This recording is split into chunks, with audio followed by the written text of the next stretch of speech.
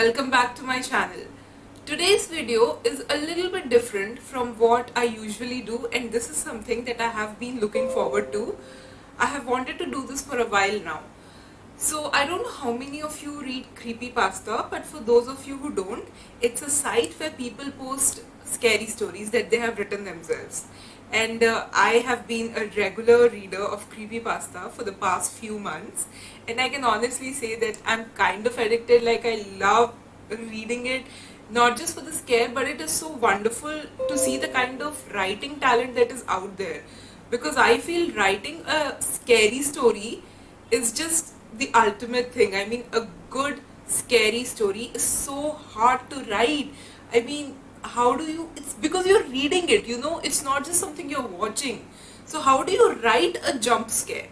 How do you write that creepy feeling that's gonna come on to you? So I just think it's very, I don't have the words to say. I mean, maybe I'm not that much of a writer, I don't know. So here I will be reacting to two stories. One is called Distorted Warning Signals by Ashley Rose Wellman, and the second one is My Father Punished Me When I Talked to Ghosts. This one is written by Edwin Crowe. So I have contacted these authors. Their details have been at the end of the story, and I have gotten their permission. I will put it up somewhere here. I will also be leaving the link to these stories on the website itself in the description box below. So if you want to read it, go on ahead. What is going to happen now is a reading plus reaction. I have not read these stories, as in I have read the first paragraph for both of them. This is what I did when I was deciding which stories to pick. Also, these are highly rated. Like, the story by Edwin Crowe, it's rated at 9.13 by 10. And the second one is same rating, 9.13 by 10. And now I'm looking forward to it. Let's see what happens. I've got my water bottle here, I've got the AC remote here, I've switched off the fan so that the voice quality is better, and let's start. My laptop is right here in case you couldn't see it. So now let's do it. The first one, My Father Punished Me When I Talked to Ghosts, written by Edwin Crowe. The reading time says 8 minutes. Okay. I have been blind since birth. As I grew up, everything was described to me in such vivid detail that I didn't even realize why it was that important to see, especially having no reference point to compare it. We lived in a single-floor ranch house. That's what Father told me. In my mind, of course, I could see, although unlike how a sighted person could. I had spatial awareness. I knew where my bedroom was, where the bathroom, living room, and kitchen were. Each wall had its own texture. I don't know if that was done on purpose or if I could feel things others never noticed. I rarely fell over. Only if Father or one of the visitors put something somewhere they shouldn't have. It was usually the visitor, and Father would shout. They visited infrequently and only briefly when they did. Father said I shouldn't speak to them, that it unsettled him. He'd worry when I saw something he didn't. Saw it with my ears or by touch. Ellie was the first. She seemed very sweet. She asked me my name and why my face was so messed up. She was in the living room. I could hear where she sat from her breaths, harsh nasal sounds, as if her nose was blocked. When Father had a cold, he'd always breathe through his mouth, big labored breaths, as he wasn't used to it. When people mentioned my face, I always touched it, trying to work out why it was so strange to them. When I asked if I could touch theirs, there was always a pause. I guess sighted people never did that. Why would they need to? When I asked Ellie if I could touch her face, she reluctantly agreed. But moments later, Father entered the room and asked me who I was speaking to. I told him, nobody. He would always punish me when I spoke about them. I think it scared him. He'd take my arm and march me off. I'd be knocked off balance and disoriented to the point where when he finally set me down, my hands would frantically search my surroundings until I knew where I was. It was usually my bedroom, though every now and then he'd leave me outside in the middle of nowhere. That was the worst. I would be lost and scared. He told me about the road that ran in front of the house and explained that the sounds I heard were cars, that they'd kill me if they touched me. Those sounds were my only means of recognizing my surroundings. I waited until I heard one and then knew which way to run back to the house. That's abuse. I heard Ellie that evening. She whispered to me, saying she was scared. I whispered back, but she didn't hear. I asked father about Ellie. He didn't want to talk about her. I asked him why. He didn't reply. When I told him that she asked me about my face, he asked me how I responded. I told him I wanted to touch hers. He laughed, though I knew he wasn't happy. I could hear the difference. When you laugh for pleasure, your mouth is wide open. When you pretend, your mouth is almost closed. To me, the difference is obvious. It wasn't until I was older that he explained. He said we lived in a special place, connected to the other world, that sometimes dead people slip through, people who died in pain and wanted to reach the living. He explained that because I couldn't see, I was able to tune into that they knew I was listening when others weren't. He said I had to ignore it. Otherwise, he told me they'd latch on and never leave me. All the dead want is to be alive again, he said. It was dangerous, and they would trick me. He said he knew how to deal with them, but he couldn't help if they became attached to me. Alex appeared to me a few years later. She told me she was lost and didn't know where she was. I told her I wasn't allowed. I'm sorry for the gap, the page changed. I told her I wasn't allowed to speak to her. Still, she pleaded for help. I kept quiet, knowing what would happen if I said anything. Did you speak to them? Father asked. Though I was upset, I told him no. I wished I could help her. I knew what it was like to be lost, and it scared me. Alex didn't whisper to me at all. I'd ignored her, and she ignored me. Father saved me, and I was thankful. After Alex, I knew what I needed to do, so I did it. The spirits stopped bothering me after that for a very long time. That was until Sarah appeared. Sarah didn't give me a chance to be quiet. I was on my own, sitting in the living room and listening to the television. Hell, she said, I need to find a way out. I stayed silent. You can hear me, can't you? She asked, surprised. I'm not allowed to speak to you, I told her. Please, she begged. I'm scared. I'm lost. I want to see my daddy. I gripped the arms of the chair and told her I wasn't allowed. He's dead, she said. I didn't answer. Your father is dead, she said again. I wasn't going to fall for it.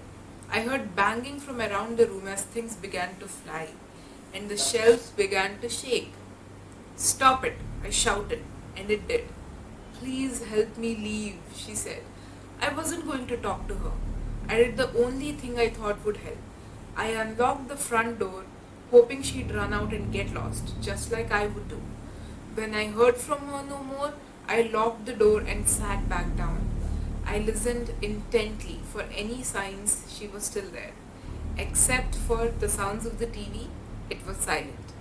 I hated when my heart raced. I became all too aware of the tick-tock feeling of the rise and fall within my chest, like it was about to explode. When I heard my father's voice, I screamed. Son, he said, I need your help. I think I'm dying. I did what he told me to do. I didn't speak. If he did die, he'd never leave me.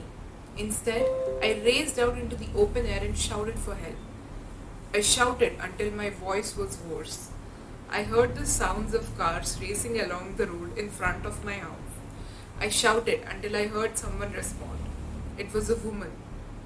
What's wrong? They asked. I told them. I think my father was dying.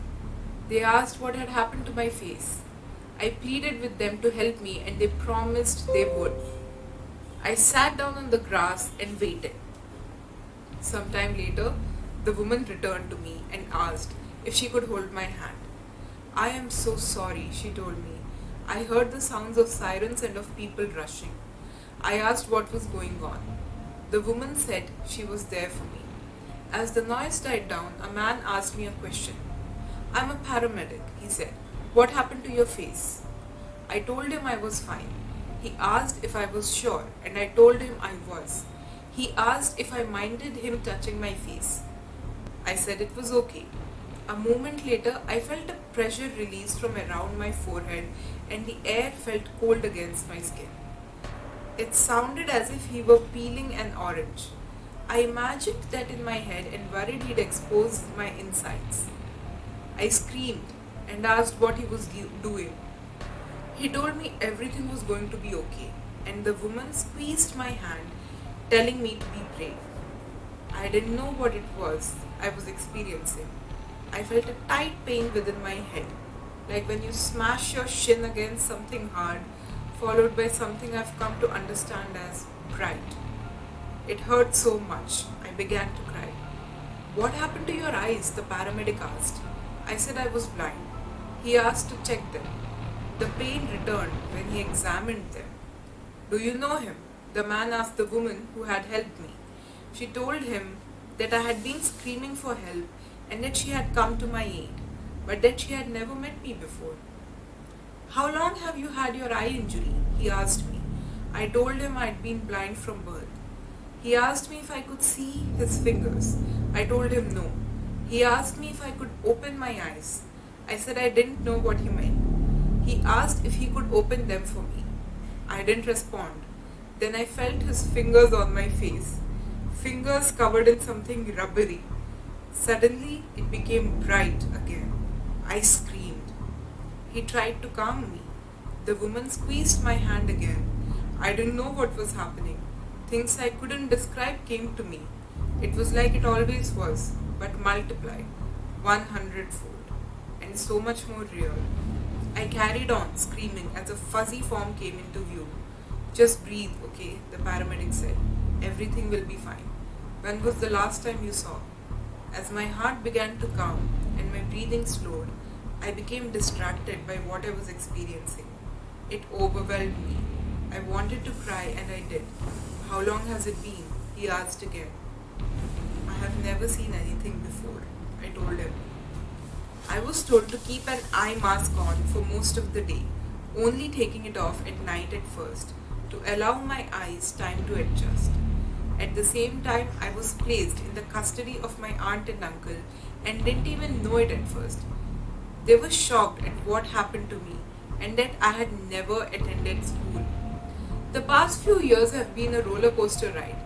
The doctors said I may never have perfect vision, though what little I have is a godsend, and I'll take what I can get. I have only recently been learning to read and write, so I apologize if my English isn't the greatest. It's the best I can do. I have been asking my aunt what happened to my father, but all she says is that he died of a heart attack. I asked what sort of a man he was. She says he was her brother and she loved him no matter what. My uncle doesn't want to talk about him at all. I have been using the computer a lot recently and really enjoying the internet. I can't believe such a thing exists. After being so lonely for so long, I can talk to whoever I want, when I want, though I'm wary of that. After all, how do I know if who I'm speaking to is alive? No one seems to share my father's concerns about that. Today I was on a forum discussing the spirit world. I was so happy to find people who I could relate to, and someone curious about my username sent me a link to an article on a true crime website. It was about my father and mentioned me by name. One second. They asked me who I was and if I was the same person. According to the article, my mother had gone missing soon after my birth. It said I had been bound so that I couldn't see, that my father always wanted a daughter. They found 14 bodies in the basement. They said one got away, a girl by the name of Sarah Frank. She was the one to call the police. They found father's car parked around the back of the house. They supposed he carried his victims into the basement, via the storm entrance and left them there. Sarah had managed to get away after she agreed to be his daughter following 4 days of sustained torture. She stabbed him with a knife he'd placed on the counter to butter some toast. I didn't want to believe it, and I'm not sure I would have if it weren't for the names of the victims, two of which stuck out, Ellie Farmer and Alex Riddle. I had spoken to them both in the living room. To this day, I wonder if my father had been honest with me about a single thing in his life. Throughout it all, one question remains above all others. Did I speak to Ellie and Alex before or after he killed them? End of story. Wow. Okay. Okay. Yeah, I mean, I can't imagine that at all. Huh. So his eyes were bound for all of his life so that his father could do that. You know, this is 2020, right? So if I read a story like this in the news, I would believe it. I don't know. I mean, I don't know what to say here. Wow. What do you think? Before or after? I think after. Okay. Okay. Okay, let's see. Wow. You know, I think that is some good horror writing. I mean, this is how you make someone feel the chills, right? If you've ever read any Stephen King, you would know what I'm talking about.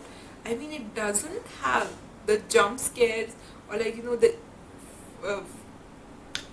how do I say this? Yeah, the frightening visual of a film, but there's something about writing horror. Like, it just it crawls up your skin, I think. I read the book It before I saw the movie, and the book just supersedes the film in so many ways. And I think it is because of the nature of horror writing. A good horror writer is a true asset. I think that's what makes me a Stephen King fanatic. Okay. Let's read the second story. It's called Distorted Warning Signals. This is by Ashley Rose Wellman. It's also highly rated, 9.13 by 10. Okay, its estimated reading time is much smaller. It's only 3 minutes. The other ones was 8 minutes. So let's get to it. When I got the first one, I was literally seconds away from stepping onto the plane when a call from unknown blared from my cell phone. It was a ringtone I hadn't heard before. One I was pretty sure hadn't come with the phone. Normally, I wouldn't have stopped to answer it, but I was expecting a call about a job I had interviewed for the previous week. I took a deep breath in and accepted the call. Hello? Do not get on the plane. A woman's voice, garbled and strange, as if her vocal cords had been shredded, and she was trying desperately to choke out speech. Despite the unnerving, fractured quality of her voice, her tone was insistent and eerily calm. Then the call ended. I froze. I had always had a slight phobia of air travel, and something about this call just... There's no way I was about to get on a 7-hour flight now. I turned around and headed towards the food court.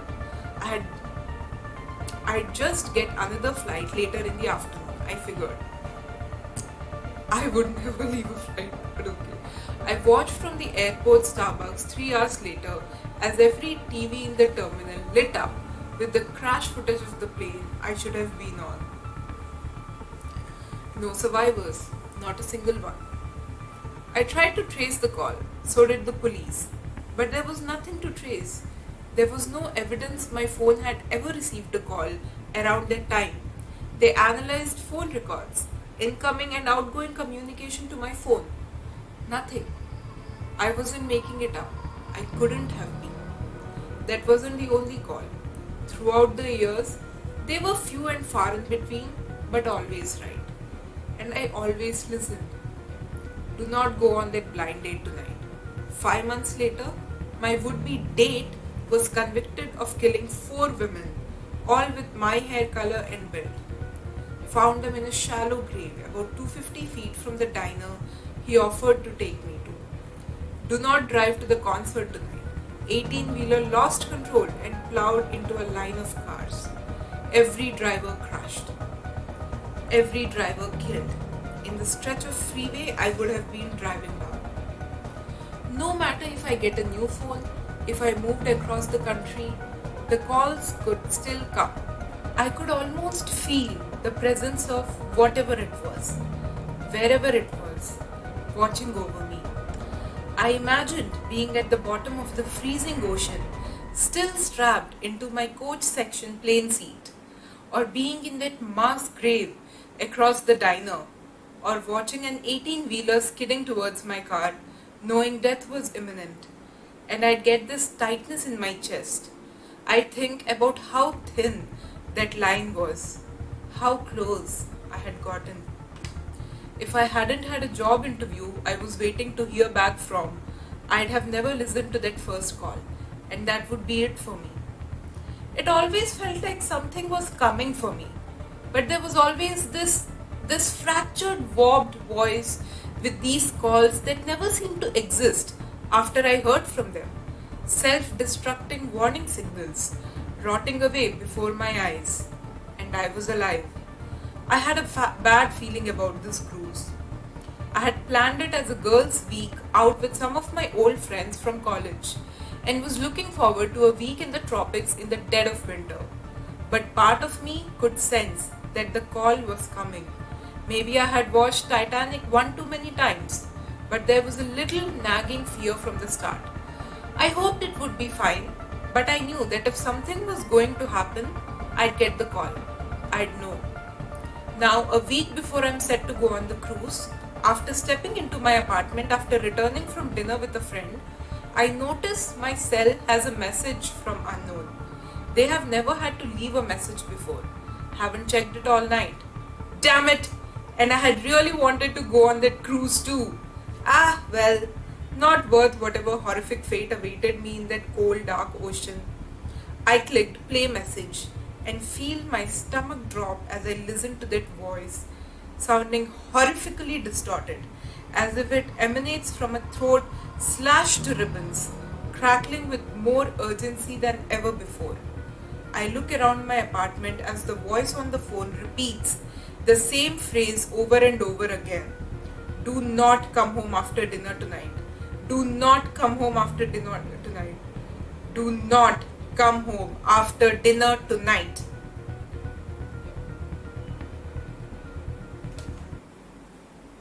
I can feel the goosebumps. Dude, who do you think the voice was from? I have a theory. Okay, if you don't want to know what my theory is, maybe skip to 10 seconds later because I'm gonna say it. I think that voice was of the girl only every single time after she had been killed by the tragedy that she's preventing her from getting into. Like some sort of a time loop, I would say. But wow. Now this is a good story. This is a very good story. Damn. So okay guys, I think this is the end of the video. This was one of the longer videos that I have made, and if you liked what you and if you liked what I did here today, then please tell me in the comments below if you want me to do more videos of this type.